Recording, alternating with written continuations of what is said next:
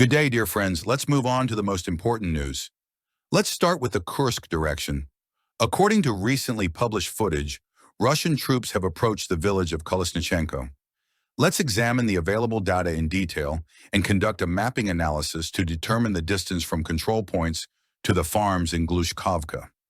This distance is just over 2 kilometers, and from the forest field to Kolesnichenko itself, it is even less than 2 kilometers.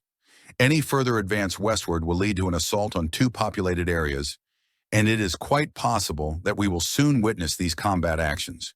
It is extremely important to divide the direction into two parts in the near future. If the designated villages can be captured, the impact on the Kupenskoye direction will be divided into northern and southern segments. There are some minor changes along the front line. Let's begin with the settlement of Ruskaya Konopelka.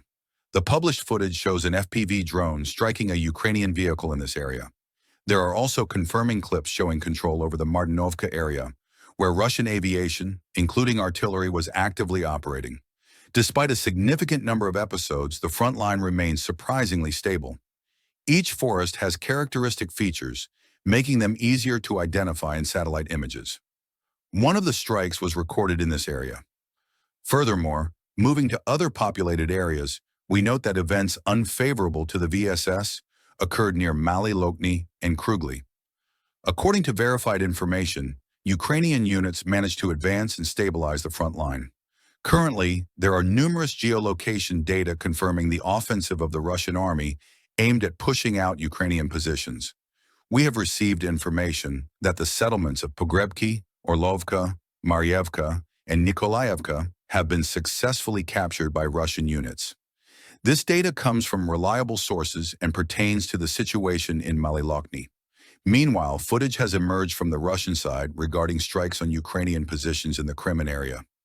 A large number of FPV strikes have been recorded, indicating active clarification of the front line. Notably, the road from Kremen to Kornevo has seen numerous strikes against Ukrainian equipment. According to available information, this territory has turned into a so-called death road, where a significant amount of equipment has been destroyed during combat operations. Thus, the current situation at the front remains highly dynamic and events are developing rapidly. We await further updates and news.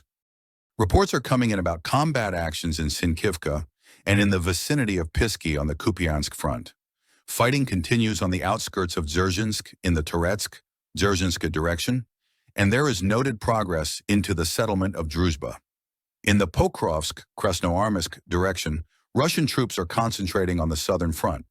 The struggle for Selidov, Ukrenesk, in the area of Zelenoy first poses a real risk of encirclement for the Ukrainian armed forces in the Zelenoy second, Krasnohorivka, Nevelsky area. Intense fighting is ongoing in the vicinity of Ugledar, both in the east and the west.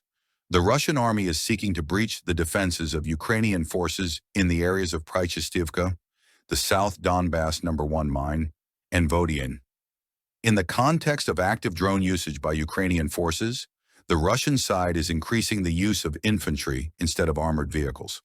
The city of Ugledar itself is being shelled by all available means, and the situation is described as very complex. That's all for now, friends. We remind you that our channel condemns any violence and calls for all parties to engage in immediate negotiations for a peaceful resolution of conflicts. Thank you for staying with us. Subscribe to our channel, like our posts, and we wish you all the best.